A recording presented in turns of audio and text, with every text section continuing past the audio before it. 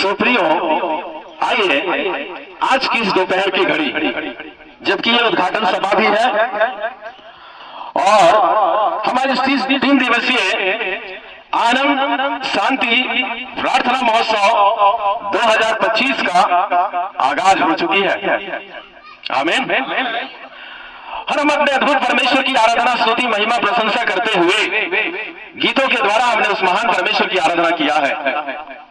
अब यह अवसर होगा कि हमारा जीवित परमेश्वर अपने वचन के द्वारा हमारे लिए क्या कह गए हैं, प्रभु का मर्जी क्या है, आज हम क्यों यहां पर है, क्या हम ऐसे ही आ गए? क्योंकि हर कार्य की उद्देश्य होता है। भूमंडल में गुरुत्वाकर्षण पाई जाती है, ऐसा वैज्ञानिकों का कहना है। जो गुरुत्वाकर्षण ऊपर की ओर जो भी चीज हम फेंक देते हैं वो नीचे आ जाता है। उसी प्रकार से हमारे अंदर में परमेश्वर ने एक प्रेम का बीज बोया है। आमीन। एक प्रेम का बीज बोया है जो हमें आपस में जोड़े रखता है। मानते नहीं मानते?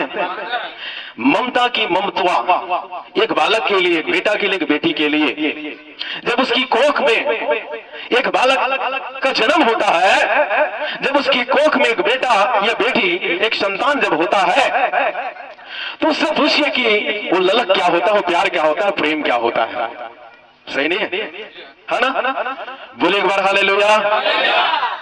हमारा परमेश्वर भी इस वायदे को पक्का करते हैं कि तुम्हारे दूध पिलाने वाली माताएं, तुम्हें कभी कभी ऐसा नौबत आती है, दुनिया में बड़ी निर्दयता पाई जाती है और बहुत सारी माताएं अपने दूध पिलाए हुए बालक को, बेटा को, बच्चे को भूल जाती हैं। सही नहीं?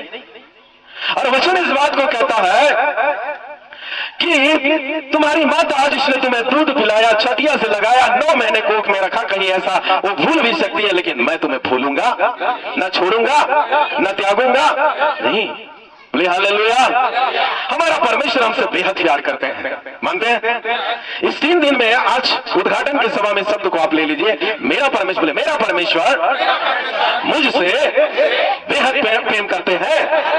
उस प्रेम को प्रमाणित करने के लिए अपने एकलौते बेटे यीशु मसीह को धरती में भेज दिया है। आमीन। बोलिए हालेलुया। परमेश्वर ने अपने प्रेम को इस रीति से प्रकट किया कि जब हम पापी ही थे तभी मसीह हमारे लिए मरा। परमेश्वर का प्रेम, और वही प्रेम आपको और मुझे आज जुड़वाहर के इस पखनाकोट गांव में 29 अप्रैल को ले आया है। 29 अप्रैल 2025 को। आमीन। बोले हालेलुया। तो प्रियो, जब आप इस सभा में आए हुए हैं, मैं आपको आश्वासन दिलाना चाहता हूं, विश्वास दिलाना चाहता हूं, यदि आप परमेश्वर के वचन को स्वीकार करें, ग्रहण करें, आपके जीवन में परिवर्तन आएगा। आपके लिए परमेश्वर चंगाई लेकर आएगा। आपके घर की दशाएं बदलेंगी, आपकी परिस्थितियों में परिवर्तन आएगा, आपके बेटा और बेटी उन्नति करेंगे। विश्वास के द्वारा परमेश्वर के वचन को स्वीकार करना शुरू करें। मेरे प्रिय, दास मायने नहीं रखता है, कौन सा दास कितना बड़ा है, कितना छोटा मायने नहीं रखता, परमेश्वर का वचन मायने रखता है। आमीन। तो इसलिए हमें परमेश्वर का वचन को हमें ग्रहण करना चाहिए, स्वीकार करना चाहिए विश्वास पूर्वक। यदि विश्वास होगा तो विश्वास के द्वारा जड़ पकड़ लेता, अंकुरन हो जाता है और नए पौधे की निर्माण हो जाती है। आमीन। यीशु ने कहा कि बेटी, तेरे विश्वास ने तुझे क्या कर दिया। 12 साल से लहू बहने वाली स्त्री से यीशु क्या कहते हैं? बेटी, तेरे विश्वास ने तुझे क्या कर दिया? चंगा कर दिया, अच्छा कर दिया। यीशु मसीह ये नहीं कह रहे मैं स्वर्ग से आया हूं, मैं परमेश्वर का पुत्र हूं, परमेश्वर मुझसे अति प्रसन्न है क्योंकि भविष्यवाणी के शब्द आए, मैं अधिकृत व्यक्ति हूं और मैं इस जगह पर हूं इसलिए तू अच्छी हो गई। ये यीशु नहीं कहते, परंतु यीशु क्या कहते हैं? तेरे विश्वास के द्वारा तू क्या हो गई? चंगी हो गई। आमीन। किसके विश्वास के द्वारा? अपने विश्वास के द्वारा। वो स्त्री 12 साल से लहू बहने की रोग सैया में पड़ी हुई थी, ग्रस्त थी, अशुद्ध रोग, अछूत रोग, और रोग जिसको लग जाए उसकी जीवन की स्थिति बिगड़ जाती है। उस औरत की स्थिति बिगड़ी हुई थी और यीशु उससे कहते हैं तेरे विश्वास के द्वारा। आज जब हम इस जगह पर आए हुए हैं, किसके विश्वास के द्वारा आप चंगा होने वाले हैं? किसके विश्वास? मैं अपने विश्वास, बोले मैं अपने विश्वास के द्वारा अपनी चंगाई हासिल करूंगी। आमीन। आमीन। स्वीकार करते हैं? आइए हम लोग, मैं धन्यवाद देता हूं हमारे बहुत ही आदरणीय हमारे स्थानीय पास्टर रेवरेंड बुद्धराम मेका जी, आपके आमंत्रण के लिए, और आपने हमें इस योग्य समझा और इस सभा में आपने हमें बुलाया। मैं बहुत धन्यवादी हूं आपके प्रति। परमेश्वर आपको बहुत आशीष करे, उन्नत करे और प्रभु अपनी महिमा के लिए इस्तेमाल करे, मेरी कामनाएं हैं। हमारे मित्र साथी पास्टर समल जी, हमारे भाई राजकुमार जी, भाई लवकुश जी, भाई बिरबल जी, और हमारे और खास भाई खेमराज कांत जी, ये अभी अभी दक्षिण अफ्रीका से आए हुए हैं, है ना। और हमारे पास्टर अमित जी, हमारे फादर गोपाल जी, हमारे पास्टर प्रवीण जी, मैं आप सभी को मैं धन्यवाद देता हूं इस अवसर के लिए, और आप सभी को भी मैं धन्यवाद देता हूं। आप लोगों की स्वागत हमारे दिल को भा गया, और आप सबकी जो गाना है और माला है, फूल है, जो भी है, मैं सबको मैं दिल की गहराई से धन्यवाद देता हूं। आमीन, हालेलुया। आइए मेरे साथ आज के मनन के लिए परमेश्वर के वचन में हम लोग जाएंगे। क्योंकि ये शुरुआती सभा है, उद्घाटन सभा है, तो हम शुरुआती की बातों को हम करेंगे, हम शुभारंभ की बातों को करेंगे। आज की इस मीटिंग की आरंभ की बातें हम करेंगे, और जैसे थीम वर्ड यहाँ पर लगाई गई है, क्यों ना हम वहां से हम शुरू करें। निकालिए आप होशे की किताब, उसका 4 अध्याय और वचन 6 और 6 अध्याय वचन 3 पढ़ेंगे, और इसके साथ हम आज की मनन को, चिंतन को हम आगे ले चलेंगे। क्या कहता है प्रभु का वचन? हाँ, पढ़िएगा। ऑन रिकॉर्ड परमेश्वर का वचन हमसे क्या कहता है, आइए। हाँ, अगर माइक में पढ़े तो अच्छा जी। Praise the Lord. मेरे ज्ञान के ना होने से, मेरे ज्ञान के ना होने से मेरी प्रजा नाश हो गई, मेरी जो प्रजा है वो नाश हो गई।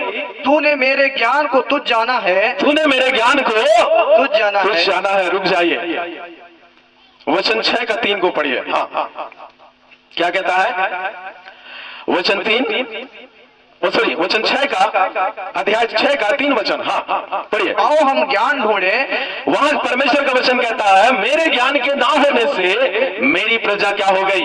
नाश हो गई, नाश हो गई। और यहाँ वही भविष्यवक्ता इस बात को कहते हैं, आओ हम ज्ञान ढूंढें। आमीन, आमीन, बोले हालेलुया, हालेलुया। पढ़िए। हाँ, वरन यहोवा का ज्ञान प्राप्त करने के लिए, आओ हम ज्ञान ढूंढें, वरन यहोवा की ज्ञान प्राप्त करने के लिए यत्न भी करें, यत्न भी करें, प्रयास भी करें। हाँ, क्योंकि यहोवा का प्रकट होना भोर का सा निश्चित है।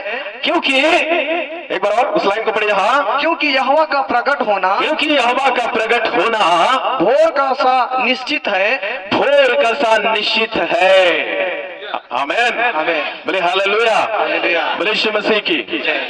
प्रियो, परमेश्वर का वचन इस बात को कहता है। आज की इस उद्घाटन सभा में मैं आपसे कहना चाहता हूं, मेरे ज्ञान के ना होने से मेरे लोग क्या हो गए? नाश हो गए। क्या आपको पसंद है नाश या विनाश? पसंद है आपको? अभी अभी पहलगांव की जो घटना मीडिया में छाई हुई है, सोशल मीडिया में छाई हुई है, और दिल दहलाने वाली घटना, स्त्री और पुरुषों को इस शंका से, एक धर्म विशेष की शंका को लेकर के जिस प्रकार की गोलीबारी हुई और लाशों की ढेर जो वहां पर लगा दी गई। कल तक वो हंसते खेलते पाए जा रहे थे, उनके जीवन में खुशहाली थी, उनके जीवन की योजनाएं थी, लेकिन किसी क्रूरता की वो शिकार हो गए।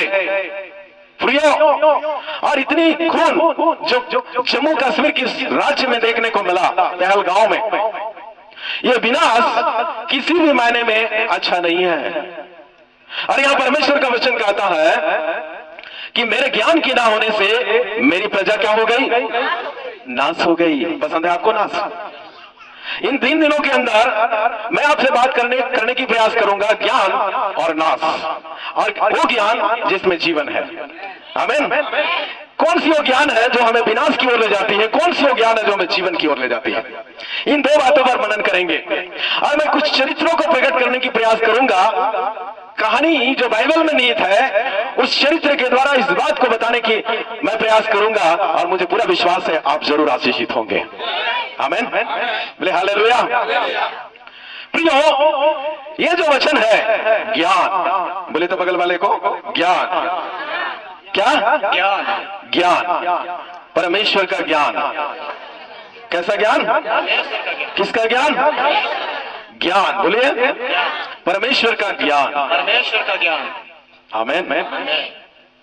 बाइबल में एक बात कहता है कि ज्ञान से घमंड उत्पन्न होती है ना, ज्ञान से घमंड उत्पन्न होती है, पर यहां परमेश्वर का वचन इस बात को कहता है परमेश्वर की ज्ञान के न होने से विनाश होती है। सो आपको और मुझे आज परमेश्वर की ज्ञान ढूंढने की जरूरत है। आमीन, आमीन। किसका ज्ञान ढूंढना है? परमेश्वर का। और परमेश्वर का ज्ञान यदि हमारे अंदर होगा हम जरूर जीवन को प्राप्त करेंगे। पहले पूर्व काल के लोग, हमें इस बात को सुनने और देखने में आया कि वो गुरु पकड़ते थे, और गुरु जब पकड़ते थे तो गुरु जी उनका जो हुआ करता था उनके कानों में कुछ ऐसा ज्ञान की बातें भर देते थे। जो गुरु, हमारे पूर्व काल के लोग गुरु पकड़ते थे और उनके कान में कुछ ज्ञान वो भर देते थे, और उस प्रकार से फिर जब वो अपने गुरु की जो ज्ञान वो प्राप्त कर लेते थे उस ज्ञान को अमल में लाते थे, उसके लिए वो सदाचारी बनते थे, कुछ चीजों का त्याग करते थे। होता था, सुने नहीं सुने? सुने ना? तो यहाँ पर हमारे अंदर परमेश्वर की ज्ञान होना अनिवार्य है। अगर वो ज्ञान हो जाए, अगर परमेश्वर का ज्ञान हम पाना चाहते हैं तो हमें क्या करना होगा, क्या करें, कैसे उपाय अपनाएं कि हमें परमेश्वर का ज्ञान मिल जाए। जैसे दूसरे वचन में वहां पर आया है कि आओ हम ज्ञान ढूंढें। आमीन, आमीन। मेरे प्रियो, हो सके नबी इस बात को, अपने लोगों की दुर्दशा को देख करके इस बात को कहना चाहते हैं कि आओ हम ज्ञान ढूंढें। अगर परमेश्वर का ज्ञान नहीं होगा तो विनाश निश्चित है, इसलिए चाहते हैं कि हम परमेश्वर की ज्ञान ढूंढें। अच्छा, दो बातें, ये दोनों जगह की दो घटनाएं वहां पर लिखी हुई है। पहले क्या कारण है कि ज्ञान के ना होने से मेरी प्रजा के लोग नाश हो गए? उसका कारण क्या है? अगर आप वहां पर 4 अध्याय का 1 से अगर आप पढ़ना शुरू करें, एक लाइन थोड़ा पढ़ दीजिए, 4 का 1 को थोड़ा सा पढ़िएगा। हाँ, हे इस्राएलियों, यहोवा का वचन सुनो। यहोवा की क्या सुनो? यहोवा की क्या सुनो? पीछे वाले आवाज आ रहा है भाई लोग? आ रहा आवाज? आ रहा है? नहीं तो आगे आ जाइएगा, है ना? वचन क्या कह रहा है? हे इस्राएलियों, यहोवा का वचन सुनो। इस देश के निवासियों के साथ, इस देश के निवासियों के साथ यहोवा का मुकदमा है। यहोवा का क्या है? इस देश के वासियों के साथ यहोवा का क्या है? पर तुम कौन हो? इस्राएली हो, चुने हुए लोग हो, विश्वासी लोग हो, परमेश्वर के जन लोग हो, पर उस देश के लोगों के साथ परमेश्वर का मुकदमा है। जैसे हम लोग, हमारे इस देश के अंदर में भी हम इन दिनों एक क्रांति छेड़ रहे हैं, लड़ाई लड़ने की प्रयास कर रहे हैं, मूल निवासी वर्सेस और फलाना। तो इस देश में एक ग्रुप है जो मूल निवासी है, जिसको हम SC ST OBC बोलते हैं, और उनमें से हम मसीह यीशु को मानने वाले लोग, और हमारी भी एक प्रकार की द्वंद्व है इस देश के अंदर। यहाँ भी परमेश्वर का वचन कहता है इस देश के निवासियों के साथ क्या है? मुकदमा है, लड़ना होगा। आगे, हाँ, इस देश में ना तो कुछ सच्चाई है। देखिए, इस देश में ना कोई सच्चाई है, ना कुछ करुणा और ना कुछ परमेश्वर का ज्ञान ही है। ना कोई सच्चाई है, ना करुणा है, ना परमेश्वर का ज्ञान है।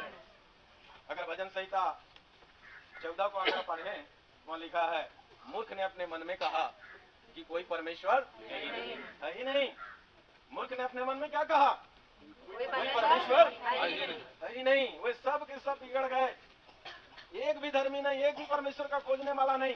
परमेश्वर आसमान से, स्वर्ग से धरती में देखने का उसने प्रयास किया। कोई तो होगा परमेश्वर को खोजने वाला, उसकी सच्चाई को जानने वाला, उसकी सच्चाई को समझने वाला। पर जब उसने स्वर्ग से देखा, आकाश से देखा, तो एक भी नहीं दिखाई दिया। भजन 14 और 53 दोनों में ये पाया जाता है। तो मेरे प्रियो, यहाँ क्या कहता है? वापस उस लाइन को थोड़ा सा पढ़िए। हाँ, इस देश में ना कुछ सच्चाई है, कुछ भी सच्चाई नहीं है, ना कुछ करुणा, ना कुछ करुणा, और ना कुछ परमेश्वर का ज्ञान ही है, और ना परमेश्वर का कोई ज्ञान नहीं है। हाँ, आगे, हाँ, यहाँ साफ देने, झूठ बोलने, वध करने, हाँ, चुराने और व्यभिचार करने को छोड़ कुछ नहीं होता। हाँ, यहाँ साफ देने, झूठ बोलने, चुराने और न जाने क्या क्या बुराई करने के छोड़ और कुछ भी होता नहीं है। यह है विनाश का कारण। और इजरायलियों के बारे में लिखा है इजरायली जब जब परमेश्वर की आज्ञा के विरुद्ध हो जाते थे, परमेश्वर उनको दुर्दशा में डाल देता था। ज्ञान क्या है? ज्ञान नहीं है कि हम अपने परमेश्वर को हम जाने, सही नहीं है? सही। ज्ञान नहीं है कि हम अपने जीवित परमेश्वर को जाने, समझे वो परमेश्वर क्या चाहता है। ज्ञान ये नहीं कि आपने बड़े बड़े डिग्री हासिल कर ली, अच्छी बात है, करना चाहिए, लेकिन इस जो ज्ञान की बातें हैं, ये जो ज्ञान है कि हम अपने परमेश्वर को जाने। आमीन। आदम की बारी में परमेश्वर ने चाहा कि जो सृष्टियों में से श्रेष्ठ मैंने एक सृष्टि बनाई, मानव आदम के रूप में। परमेश्वर ने चाहा कि आदम मेरी आज्ञा को पालन करे, मेरी बातों को माने, जो मेरी इच्छा है उसको पूरा करे और मेरी महिमा करे। Hallelujah, hallelujah. आदम बड़ी खूबसूरत सृष्टियों में से वो सृष्टि है, बेहतर सृष्टि। और आदम को जब परमेश्वर ने बनाया तो लिखा है, आओ हम मनुष्य को अपने स्वरूप और अपनी समानता में क्या करें। आदम या मनुष्य या आप और हम हूबहू परमेश्वर के जैसे हैं, उसके स्वरूप हैं, उसके समान हम बनाए गए। सिर्फ उसके रूप में ही नहीं बनाए गए, पर उसके समान हम बनाए गए, है कि नहीं है? बोले हालेलुया, बोले यीशु मसीह की जय। बांसुरी में जो धुन होता है, बांसुरी के अंदर जो धुन होता है, अगर बजाने वाले की कला ना हो तो बांसुरी एक खोखा बांस होगा, सही कि नहीं है ना? वैसे हमारे जो जीवन है, शरीर है, परमेश्वर ने बनाया, अगर इस शरीर में हमें हमारे अंदर परमेश्वर का जीवंत आत्मा ना हो तो खोखा होगा, सही कि नहीं है ना? आप जैसा करें वैसा होते रहेगा, लेकिन परमेश्वर नहीं होगा तो जीने का कोई मतलब नहीं होगा। तो प्रियो, परमेश्वर ने बड़ी खूबसूरती के साथ आदम और हवा को बनाया और उससे अपना रूप दिया, लेकिन उन्होंने परमेश्वर की आज्ञा का अवहेलना किया, परमेश्वर की बात को नहीं माना और परमेश्वर की मर्जी के विरुद्ध जाकर के उन्होंने जो मना किया गया था वही काम उन्होंने किया, जो फल उन्हें खाने को मना किया गया था वही फल छोड़ करके उन्होंने खाया। और इस कारण से उनके अंदर में आना आज्ञाकारिता की जो दशा थी वो आ गई और उनके लिए पाप गिना गया। और परमेश्वर ने वादा किया था, जिस दिन तुम उस फल को खाओगे निश्चय ही क्या हो जाओगे, निश्चय क्या हो जाओगे, मर जाओगे। और परमेश्वर की वादे को कोई टाल सकता था क्या? तुमने कहा पक्का प्रमाण के साथ, बोले ना, प्रमाणित किया जाता है कि फलाना का शादी फलानी के साथ हो गया, है ना? होता नहीं होता? होता है। अब दोनों एक अनुबंध में जब बन जाते हैं तो कोई उसको बदल नहीं सकता। तो ये संसार की जो लिखा पढ़ी इतना मजबूत होता है, प्रभु ने वहां पर कह दिया, जिस दिन तुम उस फल को खाओगे निश्चित क्या हो जाओगे। ये परमेश्वर का वायदा था, परमेश्वर ने वायदा किया था और परमेश्वर के वायदे को कोई नहीं टाल सकता था। और मैं आपको बताना चाहता हूं, आदम के द्वारा पाप आई, पर दूसरा आदम जो इस पृथ्वी पर आया, जिसके द्वारा जीवन आया और कोई नहीं, और यीशु मसीह है। आमीन, हालेलुया, हालेलुया। यीशु जीवन बनकर आया है। आदम की आज्ञा ना मानने के कारण से मृत्यु आई, पाप की मजदूरी मृत्यु आया, पर यीशु जो आज्ञा पालन किया, आज्ञा को पूरा किया, और इसलिए क्रूस की 7 माड़ियों में से एक माड़ी उसने कहा सब कुछ पूरा हुआ। आमीन। जो अधूरा रह गया था उसको यीशु ने पूरा कर दिया। आमीन। और यीशु जीवन बनकर आया है, जो पाप की खाई, परमेश्वर जो पवित्र है और मनुष्य जो पापी हो चुका था, दोनों के बीच में जो खाई हो गई थी, उस खाई को भरने के लिए यीशु मसीह को स्वर्ग को छोड़कर आना पड़ा। आमीन। और फिलिपियों के पत्री 2 अध्याय के अनुसार वो परमेश्वर के स्वरूप में होकर भी उसे अपने वश में रखने की वस्तु ना समझा। लिखा है, वो परमेश्वर के स्वरूप में होकर भी उसे अपने वश में रखने की वस्तु ना समझा, परंतु अपने आप को ऐसा शून्य कर दिया, वरन दीन कर दिया, और वो आपके और मेरे लिए बलिदान हो गया। आमीन। अगर यीशु इस संसार में नहीं आते, हमारे लिए बलिदान नहीं होते, हमारा बचना मुमकिन नहीं था प्रियो। इसलिए यीशु मसीह को इस संसार में आना पड़ा। तो ज्ञान क्या है? ज्ञान क्या है? ज्ञान है परमेश्वर को जानना, और जान करके अज्ञानी बने रहना, अनाज्ञाकारी बने रहना, ये विनाश का कारण है। लिख लीजिए, जानकर भी अज्ञानी बने रहना, अनजान बने रहना, यह विनाश का कारण है। प्रियो, जब मैंने इस बात को जाना, परमेश्वर सर्वोच्च है, वही उद्धार करता है, वही मुक्ति का मार्ग है, वही जीवन का मार्ग है, वही शांति का मार्ग है, वही हमारे लिए सब कुछ कर सकता है, वही चंगाई है, वही छुटकारा है। जब सब कुछ जानने के बाद भी हम अनजान बने हुए हैं। हम परमेश्वर को जानकर भी हम उसके योग्य हम बलिदान नहीं चढ़ा रहे हैं, उसके योग्य हम आराधना नहीं कर रहे हैं, उसके योग्य हमारी प्रार्थना का जीवन नहीं है, वचन का जीवन नहीं है। विनाश आएगा नहीं आएगा? आएगा नहीं आएगा? हालेलुया। तो परमेश्वर ने बड़ी खूबसूरत सृष्टि जो आदम और हवा के रूप में बनाया, उनसे कह दिया जिस दिन उस फल को खाओगे मर जाओगे। ये परमेश्वर के ज्ञान होने के बावजूद भी वो अनजान बन गए, अज्ञानी बन गए, शैतान के बहकाव में आ गए। उन्होंने फल तोड़ा, खाया और वो पाप गिना गया और पाप की मजदूरी मृत्यु उनके ऊपर आ गई। और हम एक आदम और एक हवा जो हमारी आदि माता पिता हैं, उनके बच्चे होने के कारण से आनुवंशिक रूप से सारे संसार पापी हो गया। और उस पाप की दशा से छुड़ाने के लिए निष्कलंक, निर्दोष, निष्पाप मेमने के रूप में यीशु संसार में आ गया। आमीन, ताली बजाइए। Hallelujah, hallelujah. तो प्रियो, यह है ज्ञान कि हम अपने उद्धारकर्ता को हम जानते हैं और मानते हैं और उसको अपने दिल में जगा देते हैं, उसके जैसे हम करने की प्रयास करते हैं। प्रियो, यह है ज्ञान, परमेश्वर का ज्ञान। तो उस देश के लोगों के बारे में वहां पर लिखा गया है, वहां पर झूठ, असत्य और बहुत सारे व्यभिचार और न जाने क्या क्या बुराइयां होती है, उसके छोड़ और कुछ भी नहीं होता है। और मुझे लगता है कि उस देश में रहते हुए जैसी संगत वैसी रंगत बोलते ना, जैसी संगत वैसी रंगत। परमेश्वर के जो लोग, इस्राएली जो जनता है, विश्वासी जो लोग हैं, उस देश में रहते रहते रहते मुझे लगता है उस देश के रंग में रंग लेने लगे थे। और इसीलिए तो परमेश्वर को बुरा लगा ना, इसीलिए तो यहाँ पर कहता मेरे ज्ञान की ना होने से मेरे लोग क्या हो जा रहे हैं? नाश हो जा रहे हैं, नाश हो जा रहे हैं। मेरे प्रियो, और कोई उपाय नहीं है। और इसीलिए दूसरे अध्याय की 6वें अध्याय की 3 वचन में लिखा, आओ हम ज्ञान ढूंढें। क्या ढूंढें?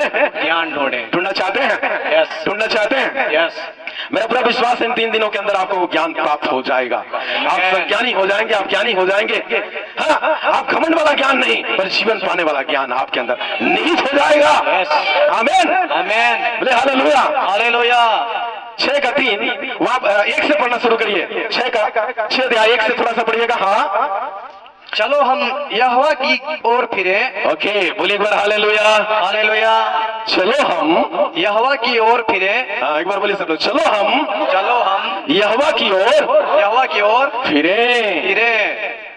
चलो हम बगल वाले को पकड़ के बोलिए, चलो हम यहोवा की ओर फिरे। फिरे। सुन दीदी, हाँ सुन भाई, हकीकत में आइए ना, ये माइक के गुंज में मत बुला रहे, हकीकत में आइए। सुन, बगल वाले बोले, सुन दीदी, सुन भाई, हाँ भाई, चलो हम यहोवा की ओर फिरे। क्या होगा फिरने से? क्या होगा फिरने से?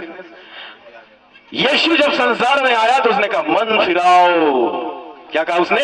मन फिराओ। क्या कहा उसने? मन फिराओ। क्या कहा उसने? मन फिराओ। मन फिराओ। क्यों? हाँ, परमेश्वर का राज्य निकट है। मन क्यों फिराना है? क्योंकि परमेश्वर का, स्वर्ग का राज्य क्या है? निकट है। अगर परमेश्वर के राज्य में जाना है, स्वर्ग के राज्य में जाना है, मन तो फिराना पड़ेगा। यस। बुरी भाव, बुरी विचार, बुरी चाह, बुरी राह, हाँ, गलत संगत, गलत रंगत के साथ हम परमेश्वर के राज्य में चले जाएंगे क्या? नहीं। चले जाएंगे? मन को फिराना पड़ेगा। और यहाँ परमेश्वर का वचन कहता, आओ हम यहोवा की ओर फिरे। आओ हम यहोवा की ओर फिरे। कितना अद्भुत बात है ना? यस। परमेश्वर का वचन। एक होता है मैक, अंग्रेजी में मैक मतलब बनाना, ठीक है? परमेश्वर ने स्वर्ग और पृथ्वी को बड़ी खूबसूरत बनाया। बना नहीं बनाया? बनाया। आज संसार में हर कोई कुछ ना कुछ बनाता है। आप लोग महिलाएं, दीदी बहनी लोग जो बैठे हो, आप सब्जी बनाते हैं, क्या करते हैं? बनाते नहीं बनाते? बनाते हैं, खाना बनाते हैं और घर बनाते हैं, न जाने क्या क्या बनाते हैं। और बनाने की क्वालिटी परमेश्वर ने दिया है, खुद परमेश्वर ने बनाया। लेकिन बनाने के साथ एक और वर्ड जुड़ा है, जब कोई चीज बिगड़ जाता है तो उसको रीमेक किया जाता है ना? सही नहीं? हमारे भाई इंग्लिश मास्टर बैठे हुए हैं, जब एक बना दिया जाता है, अगर बिगड़ जाता है उसको रीमेक किया जाता है। होता नहीं होता? रीमेक किया जाता है। और यशायाह नबी के वचन में आया है कि परमेश्वर कुम्हार है और हम उसके हाथ में कच्चे मिट्टी हैं। अगर एक बार बनाने की प्रयास करेगा और अगर बिगड़ जाए तो दोबारा तोड़ देगा और फिर दोबारा बनाएगा। तो हमारी दशा अगर बार बार बिगड़ते रहेगा, प्रभु कितने बार तोड़ेगा सोचिए। और जहां तोड़े परमेश्वर, दर्द तो होगा। होगा नहीं होगा? अगर आपको परमेश्वर तोड़ के दोबारा बनाए तो दर्द तो होगा। भजन संहिता में दाऊद ने इस बात को कहा, हे परमेश्वर तू टूटे और पीछे मन को तुच्छ नहीं जानता। तू मेल बलि से प्रसन्न नहीं होता, नहीं तो मैं तुझे देता। तू अन्न बलि से भी प्रसन्न नहीं होता, नहीं तो मैं तुझे देता। पर तू टूटे और पीछे मन को तुच्छ नहीं जानता। क्यों उसने बोला? पुराने काल में पवित्र आत्मा मुझे उभार रहा, इसलिए मैं यह घटना को आपको बोलना चाहूंगा। पुराने काल में, पुराने नियम में पापों की क्षमा की जो तरीका थी, वो तरीका था दान दे करके लोग अपने पापों को क्षमा प्राप्त कर जाते थे। सही है? जो ज्यादा अमीर होता था ज्यादा बड़ा वाला लेकर आता था, भेड़ बकरी और न जाने क्या क्या। पर जो गरीब होता था उसके लिए कबूतर और वो गुथा हुआ आटा और क्या क्या नियम था। लेकिन हर कोई परमेश्वर के दरबार में जाता था, साल में एक बार जाता था, और जब जब पाप करता था तब तब मंदिर में जाया करता था, और वो अपने पाप के बदले कोई भेड़ के बच्चे को या बकरे के बच्चे को ले जा करके याजक के सामने सौंप देता था, और याजक उसके लिए प्रार्थना करता था और यह मान्यता थी कि जो सामने वाला व्यक्ति है, जो पाप उसने किया, उस पाप को हम इस भेड़ के ऊपर में डाल देते हैं। ऐसा था, ठीक है। सामने वाला जो भी व्यक्ति आया है, जो भी उसने पाप किया, उस पाप को उस भेड़ के ऊपर में सवार कर दिया जाता था, इसलिए उसको बलि चढ़ा दिया जाता था। मालूम है? हाँ, थोड़ा सोचिए, ये जो क्षमा का तरीका, पाप की छुटकारा, पाप से छूटने की जो तरीका, पापों से शुद्ध होने का जो तरीका, ये क्षणिक हुआ करता था, कुछ दिन के लिए हुआ करता था, वो सदा दिन नहीं चलता था। और बार बार और हर बार बलिदान चढ़ाते थे, पाप की बलि चढ़ाते थे। जब जब पाप करते थे परमेश्वर के दर में जाकर के बलि चढ़ाया करते थे। और जानते हैं, वो अपने मन में जाकर के वो बलिदान चढ़ाने के बाद वो सोचते थे कि अब हम शुद्ध हो गए, अब हमारे पाप क्षमा हो गया, क्योंकि हमने सारा पाप इस भेड़ के ऊपर डाल दिया, बकरे के ऊपर डाल दिया, और उसकी बलि चढ़ा दी गई, उसको परमेश्वर ने स्वीकार कर लिया, हम शुद्ध हो गए। ऐसा उनका विश्वास था। दाऊद कहते हैं, तू मेल बलि से प्रसन्न नहीं होता, अन्न बलि से भी प्रसन्न नहीं होता, नहीं तो मैं देता। मैं पिछले दिनों कलीसिया में बोल रहा था इस बात को, प्रियो, दाऊद राजा है और राजा थे, और राजा जिस पावर में वो था, वो राजकीय सिंहासन में जो विराजमान हुआ करता था, राजा का कोई न्याय नहीं कर सकता था। सही कि नहीं? सही बात। सही कि नहीं? सही बात। राजा का कोई न्याय नहीं कर सकता था। वो 10 गलती करे, 50 गलती करे, ये 100 गलती करे। सही नहीं? हाँ, है कि नहीं? समझिए, इस भेद को समझिए थोड़ा सा। राजा एक गलती करे या 100 गलती करे, कोई उंगली उठा नहीं सकता था उसके ऊपर कि तुमने पाप किया, तुमने गलत किया, तुमने बदसजा का वैसा किया, तुमने उरिया को मार दिया, कोई नहीं बोलने वाला था। लेकिन जब वो पाप का बोध उसके अंदर आया, प्रियो, जब उसके अंदर आया और उसने इस बात को पाया कि मैं दुनिया से तो बच सकता हूँ, दुनिया के लोगों से मैं बच सकता हूँ, दुनिया के नजरों से मैं छिपा सकता हूँ, लेकिन जिंदा परमेश्वर जो मुझे दिन रात देखते रहता है, उससे मैं छिपने वाला नहीं, बचने वाला नहीं। मुझे कौन छुड़ाएगा, मुझे कौन बचाएगा?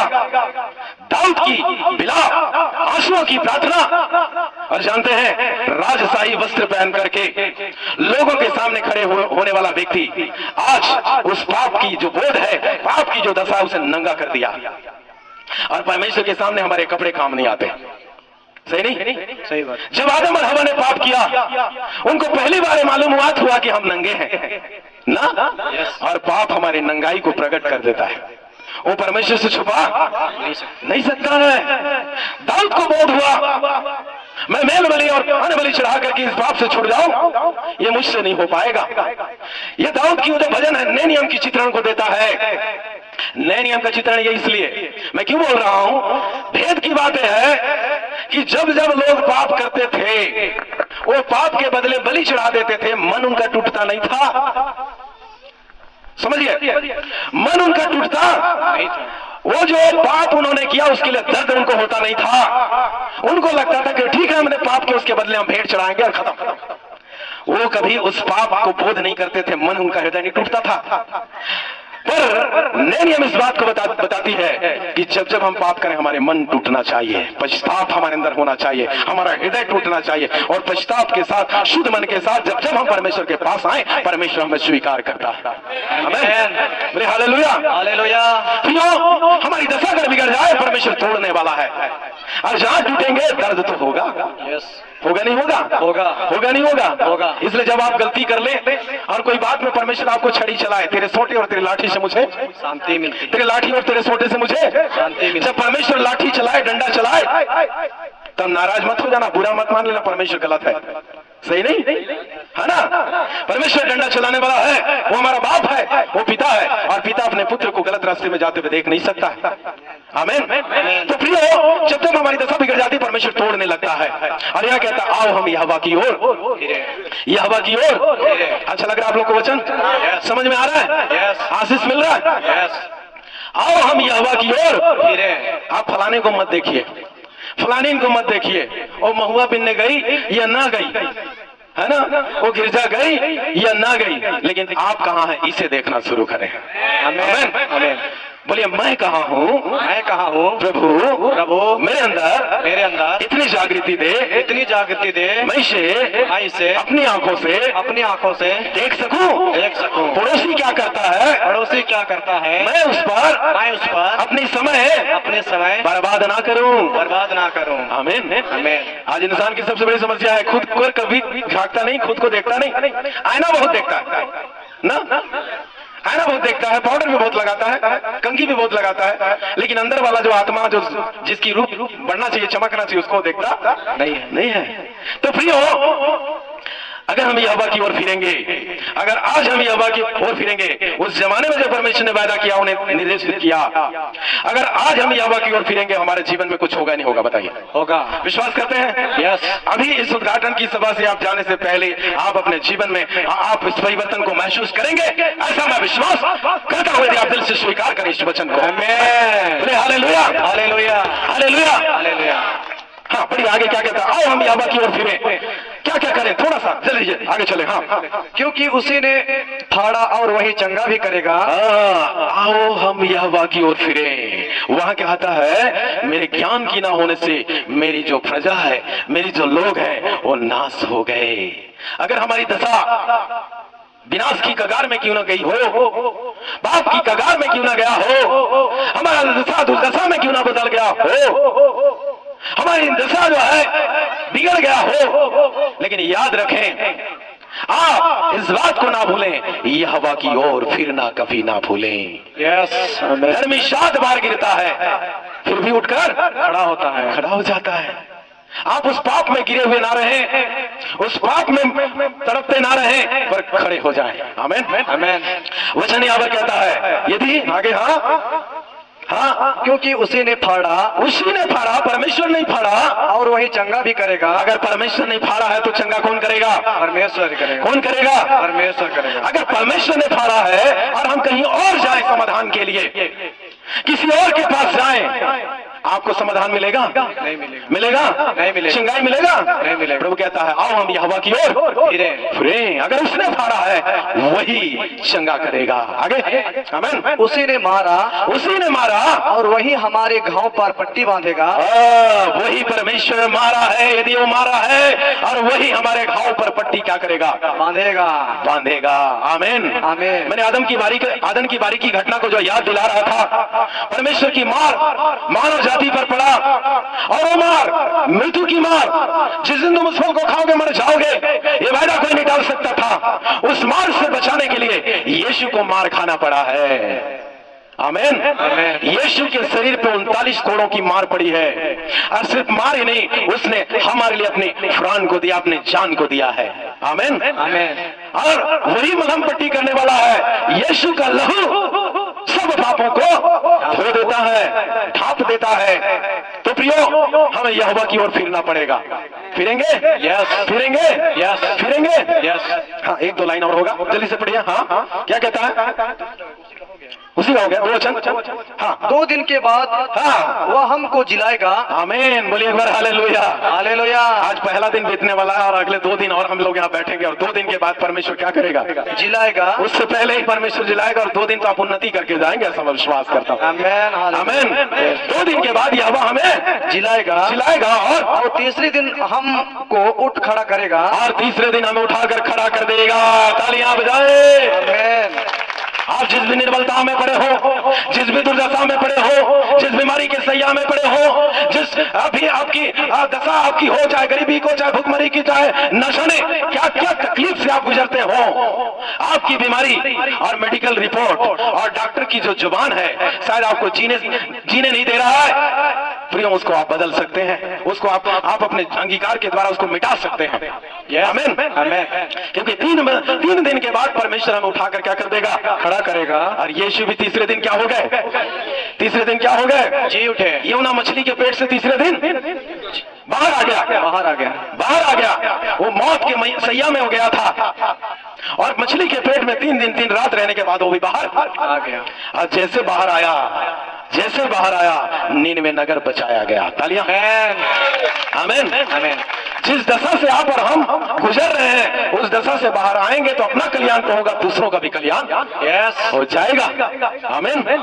तो 3 दिन के बाद परमेश्वर आपको और मुझे उठाकर खड़ा करने वाला है। आमीन। सो प्रियो, चूंकि शायद समय ज्यादा हो रहा है, चलने दे, थोड़ा सा समय दिखा दीजिए मेरे को। 4:18 है ना? तो अच्छा लग रहा है नहीं लग रहा? बताइए। लग रहा है। शायद कुछ लोग को बकरी बांधने इसलिए जा रहे हैं, अलग बात है, पर हम परमेश्वर के वचन में गोता लगा रहे हैं। ठीक है, मैं आशा करता हूँ आप आनंद को प्राप्त करेंगे। यस। आमीन। आमीन। आमीन। आमीन। और मैंने विश्वास से भर करके अपने आप को आज अंगीकार किया सुबह जब उठा और परमेश्वर के वचन को जब पढ़ रहा था, और मैं महसूस भी कर रहा हूँ परमेश्वर की उपस्थिति को। हालेलुया। हालेलुया। हालेलुया। हालेलुया। मेरे साथ एक वचन जल्दी से पढ़िए। जो वचन हम पढ़ रहे हैं उसको पुष्टि करना चाहेंगे हम। आप मेरे साथ पढ़िए। इसी प्रकार का एक वचन पाया जाता है नीति वचन 29:18। क्या कहता है? अभी हमने देखा कि मेरे ज्ञान के ना होने से मेरी प्रजा नाश हो गई। 29:18 एक और बात कहता है वहां पर। हाँ जहाँ दर्शन की बात नहीं होती, जहाँ दर्शन की बातें नहीं होती, वहाँ लोग निरंकुश हो जाते हैं। वहां पर लोग निरंकुश हो जाते हैं। और जो व्यवस्था को मानता है वह धन्य होता है। और जो व्यवस्था को मानता है, परमेश्वर का वचन को मानता है, स्वीकार करता है, ग्रहण करता है, वो धन्य हो जाता है। आमीन। जहाँ दर्शन की बातें नहीं होती वहां पर लोग क्या हो जाते हैं? निरंकुश हो जाते हैं। और मैं दर्शन देख रहा था सुबह इस मीटिंग के लिए। मेरे भाइयों, ये अद्भुत होने वाला है। आप गवाही देने वाले हैं, आपको समझ से परे आशीष मिलने वाला है। मैं ऐसा विश्वास करता हूं इस दर्शन के साथ आप आए, उस विश्वास के साथ आए और अंगीकार करें ताकि परमेश्वर आपको उन आशीषों से भरे जो आज तक आपने शायद नहीं पाया, उससे बड़ा परमेश्वर आज आपके लिए रखा है। आमीन। आमीन। आमीन। हालेलुया। हालेलुया। प्रभु कहते हैं यहाँ कि जहां दर्शन की बातें नहीं होती आप दर्शन देखना शुरू करें। जो चीज अभी आपके पास नहीं आया है, जो अस्तित्व में नहीं दिखाई दिया है, उस बात को देखना शुरू करें। जो आशीष आप परमेश्वर से पाना चाहते हैं उसे आप देखना शुरू करें। वो देखेंगे आप 3 दिन 4 दिन 7 दिन बीतते बीतते आपके पास हो जाएगा। आमीन। आमीन। आमीन। और दर्शन यदि हमने पाया, यदि देखा, तो उसके अनुरूप हमें अंगीकार करना पड़ेगा, विश्वास करना पड़ेगा, उसकी ओर चलना पड़ेगा, उसके जैसे बनना पड़ेगा, त्याग करना पड़ेगा, समर्पण करना पड़ेगा। आमीन। हालेलुया। हालेलुया। जो जहाँ दर्शन की बातें नहीं होती वहां पर मेरे लोग क्या हो जाते हैं? निरंकुश हो जाते हैं। निरंकुश मतलब कोई कुशलता नहीं, कोई भलाई नहीं, कोई अच्छाई नहीं, निरंकुश हो जाते हैं। हाँ, हम निरंकुश लोग नहीं है। आमीन। हालेलुया। हालेलुया। हमारे घर के, हमारे मेज के चारों ओर हमारे बच्चे जलपाई के पौधे के समान होते हैं। यस। आमीन। आमीन। जलपाई के पौधे जल में जब वो छाया रहता है, खाली कहीं नहीं दिखाई देता। ऐसे लोग हम लोग विश्वासी लोग, मरने वाले लोग, मधुमक्खी के छत्ते के समान, जो छेड़ दे तो उसकी खैर नहीं ना। यस। और हमें एक यूनिटी में जुड़ने की जरूरत है। प्रभु ने हमें एक तन बनाया है, हम मसीह की देह है, मसीह के जैसे हमें बनना चाहिए, क्योंकि मसीह हमारा सिर है, मसीह हमारा पहचान है। आमीन। आमीन। प्रियो, ये परमेश्वर का वचन हमसे आज कहता है। मेरे साथ और एक वचन निकाले, थोड़ा दूसरा इतिहास, उसका 7 अध्याय और 14 वचन और 15 और 16 तक थोड़ा सा पढ़िए। आप लिख रहे हैं जरूर लिखिए। वचन दूसरा इतिहास 7 अध्याय 14 वचन और 14 से 16 तक पढ़ने में अगुवाई करें। क्या कहता है प्रभु का वचन? हाँ, तब यदि मेरी प्रजा के लोग, सुनिए, ध्यान दीजिए। इस एक दो वचन बोल करके मैं समर्पण की प्रार्थना में ले जाऊंगा और इस प्रार्थना के द्वारा परमेश्वर आपको भरेगा, मैं ऐसा विश्वास करता हूँ। आमीन। वचन क्या कहता है? हाँ, शुरू से एक बार पढ़िए। तब यदि मेरी प्रजा के लोग, तब यदि मेरे प्रजा के लोग, जो मेरे कहलाते हैं, किसके कहलाते हैं? मेरे कहलाते किसके कहलाते हैं? हम परमेश्वर के हैं। Yes. मानते नहीं मानते? मानते हैं। प्रभु का वचन का जितनों ने उसे ग्रहण किया उसने उन्हें परमेश्वर का संतान होने का अधिकार दिया है। हम अधिकृत लोग हैं। बोले अपने आप को, मैं अधिकृत बेटा हूँ, मैं अधिकृत बेटा हूँ, बेटी हूँ, बेटा हूँ। यीशु के द्वारा मोल लिए खरीदे हुए मैं उसका बेटा और बेटी हूँ। आमीन। आमीन। क्या कहता है यहाँ पर? हाँ, पढ़िए आगे। दीन होकर प्रार्थना करे। हाँ, यदि सचमुच मेरे लोग हैं जो मेरे कहलाते हैं, सचमुच दीन होकर प्रार्थना करे। कैसे होकर? दीन होकर। कैसे होकर? दीन होकर। दीन होकर प्रार्थना करे। क्या करें? प्रार्थना करे। क्या करें? प्रार्थना करे। दीन होकर प्रार्थना करें। प्रभु का वचन क्या कहता है? क्रोध में भरकर 4 गाली दें, ऐसा नहीं बोल रहा है ना? है? जब कोई बात नहीं बनता तो आदमी क्रोध से भर जाता है और न जाने जो नहीं बोलना रहता वही भी बोल देता है और दिल से निकलता है क्रोध में, बनावटी वाला बात नहीं निकलता। सही नहीं? सही नहीं? तो कई बार क्रोध भी अच्छा है, कम से कम आदमी का दिल की भड़ास तो निकल जाता। और यीशु भी क्रोधित हुए थे नहीं हुए थे? हुए थे, क्योंकि इंसानी जीवन में थे, वो इंसानी तन में थे। उनको भी भूख लगा, उन्हें भी प्यास लगा, उन्हें भी धूप लगा और उन्हें भी क्रोध लगी थी। तो कई बार अच्छी चीजों के लिए क्रोधित होना ये अच्छी बात है, लेकिन हर बात में क्रोधित होना ये बुरी बात है। सही है ना? क्योंकि मनुष्य की क्रोध परमेश्वर की धर्म की निर्वाह नहीं कर सकता है। आमीन। हाँ, एक बार शुरू से थोड़ा पढ़िए इस वचन को। जी। तब यदि मेरी प्रजा के लोग, तब यदि मेरी प्रजा के लोग जो मेरे कहलाते हैं, दीन होकर प्रार्थना करें। दीन होकर प्रार्थना करें, घुटनों में आकर प्रार्थना करें, नम्रता के साथ प्रार्थना करें। कैसी प्रार्थना करना चाहिए? दीन। कैसी प्रार्थना करना चाहिए? माताएं कैसे प्रार्थना करना चाहिए? दीन होकर प्रार्थना करना चाहिए। आमीन। परमेश्वर के अगर हम लोग हैं, अगर दीनता हमारे अंदर नहीं है, नम्रता यदि हमारे अंदर नहीं है, क्षमाशीलता यदि हमारे अंदर नहीं है, अगर हम एक दूसरे को माफ नहीं कर पा रहे हैं और फिर भी हम प्रार्थना कर रहे हैं, वो प्रार्थना प्रभु स्वीकार नहीं करेगा। प्रभु ने कहा यदि तू परमेश्वर के मंदिर में जाए और प्रार्थना करने को जाए, परमेश्वर के मंदिर में यदि तू प्रार्थना करने को जाए और तेरे मन में तेरे भाई के प्रति द्वेष हो, क्रोध हो, कड़वाहट हो, कलंक हो, तो एक काम कर, जो भेंट, जो चढ़ावा, जो कीमती चीज परमेश्वर को चढ़ाने के लिए लेकर आया है, उस चढ़ावे को देवड़ी में छोड़ दे, वहीं पर किनारे पे रख दे, क्योंकि स्वीकार होने वाला तो नहीं है। देवड़ी में छोड़ दे और वापस जा। क्या कर? हम बोले आओ हम हवा की ओर फिरे, तो फिर रहे ना, फिर रहे, ये कहते वापस जा। क्या कर? बोले बाजू वाले को बोले वापस जाओ और बिगड़ी हुए रिश्ते को सुधार किया। आमीन। सुधारेंगे। तकलीफ थोड़ा होता है, थोड़ा चोट लगता है, थोड़ा दर्द होता है, थोड़ा समझ में नहीं आता क्या करें, लेकिन अगर प्रार्थना के साथ साथ कदम बढ़ाए प्रभु उपाय देगा। आमीन। प्रभु यीशु ने ऐसे ही प्रार्थना नहीं किया कि हे पिता इन्हें माफ कर दे, क्योंकि नहीं जानते क्या करते हैं। कितनी विरोधी लोग थे उनके, गालियां दे रहे थे, थूक रहे थे, कीलों से जर दिया और न जाने क्या निंदा करे, फिर भी उनके लिए प्रार्थना करे प्रभु माफ कर दे। तू अपनी भेंट की वो वही देवड़ी पर छोड़ दे, वापस जा अपने भाई से मेल कर ले। आमीन। मेल होने के बाद वापस आ, तेरी भेंट स्वीकार होगा।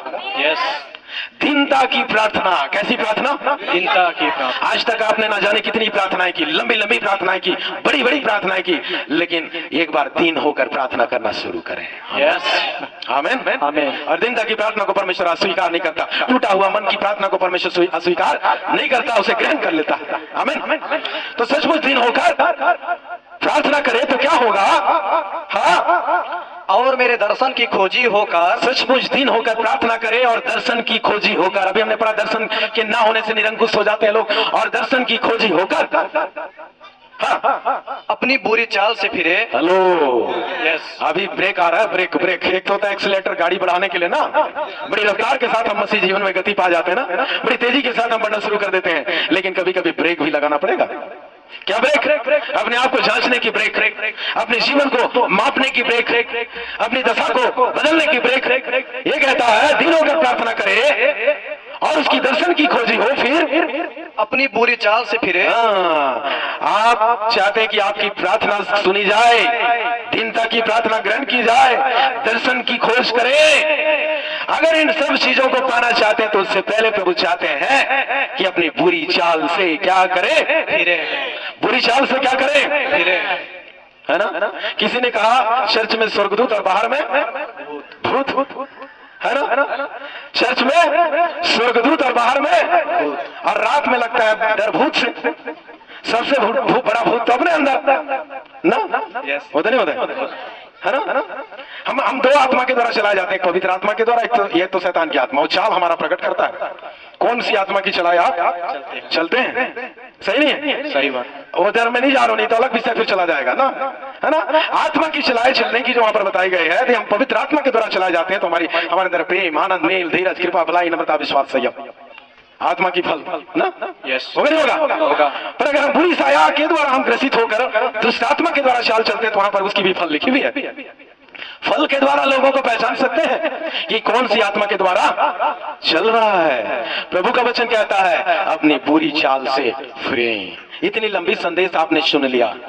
मैं इस वचन के द्वारा, इस लाइन के द्वारा आपको कहना चाहता हूं, अपने आप को जरूर जांचें, अपने अंदर झांकें।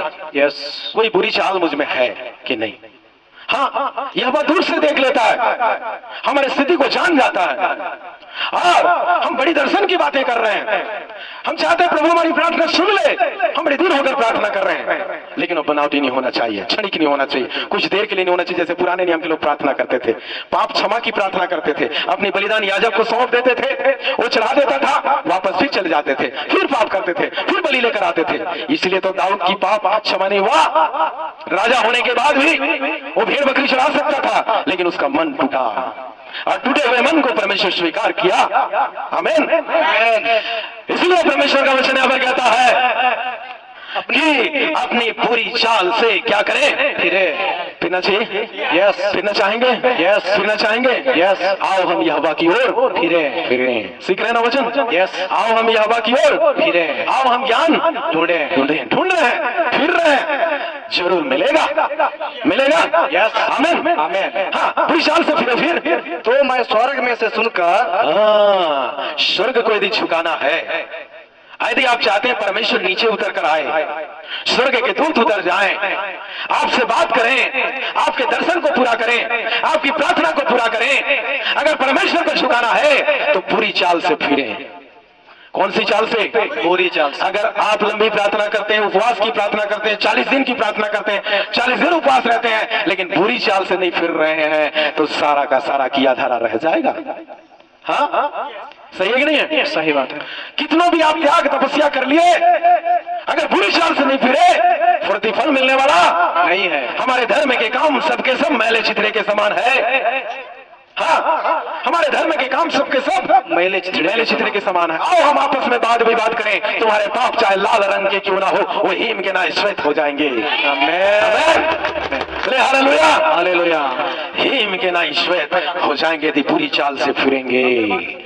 पूरी चाल से फिरेंगे कहता है यहोवा सचमुच। एक बार उस लाइन को पढ़िए। हाँ, पढ़िए। तो मैं स्वर्ग में से सुनकर उनका पाप क्षमा करूंगा। यदि बुरी चाल से फिर गए तो स्वर्ग से परमेश्वर सुन लेगा, कोई प्रार्थना को रोकेगा नहीं।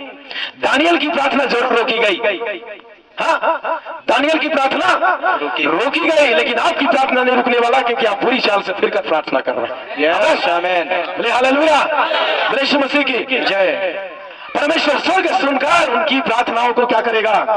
सुनेगा। आप और हम लंबे समय से प्रार्थना करते आ रहे हैं, हमको लगता है कि प्रार्थना मेरा परमेश्वर नहीं सुनता। दाऊद को भी कई बार लगा परमेश्वर मेरा नहीं सुन रहा है, नहीं सुनता, नहीं निहारता, लेकिन जिस दिन वो बुरी चाल से फिरा, दाऊद की भी प्रार्थना परमेश्वर वापस सुन लिया। आमीन आमीन आमीन। बोले हालेलुया हालेलुया। क्या हमारी प्रार्थना परमेश्वर नहीं सुनेगा? सुनेगा। आपकी प्रार्थना नहीं सुनेगा? सुनेगा। आपके लंबे समय की प्रार्थना नहीं सुनेगा? सुनेगा। जरूर सुनेगा। हारे ना, थके ना, दृढ़ बने रहे, विश्वास में बने रहे, आशा ना खोए, प्रभु के साथ चलते रहे। परमेश्वर आपकी और मेरी प्रार्थना को निश्चित रूप से सुनेगा। यस आमीन आमीन आमीन। Hallelujah hallelujah. मेरी प्रजा के लोग सचमुच दीन होकर अपनी बुराई से फिरकर प्रार्थना करे, स्वर्ग से परमेश्वर सुनेगा। आमीन आमीन आमीन आमीन आमीन। बोले हालेलुया हालेलुया। फटाफट पढ़िए, नीचे को पढ़ दीजिए जल्दी से। हाँ, उनका पाप क्षमा करूंगा उनका पाप क्षमा करूंगा और उनके देश को ज्यों का त्यों कर दूंगा। तालियां मारिए इसलिए यीशु मसीह के नाम से। मैं उनका पाप क्षमा करूंगा और उनके देश को ज्यों का त्यों कर दूंगा। जो जीवन आदम की बारी में थी, वैसे ही जीवन हमारे लिए परमेश्वर ने निर्धारित करके रखा है। ज्यों का त्यों कर दूंगा। अगर हमारी दशा बिगड़ी हुई है, हम अगर आंसुओं में दिन काट रहे हैं, हम दुर्दशा में दिन काट रहे हैं, कहीं तो गड़बड़ है, कहीं तो खिड़की खुला है, कहीं तो द्वार खुला है, उसे बंद करना होगा। शैतान हमारे अंदर कई तरीके से प्रवेश करता है, मैं आज उसका बखान नहीं करूंगा, लेकिन अपनी सुनने की, बोलने की, हाँ, जो भी इंद्रियां परमेश्वर ने दिया है, हम उसको किस प्रकार से उपयोग कर रहे हैं, हम सचेत हो जाएं, सावधान हो जाएं।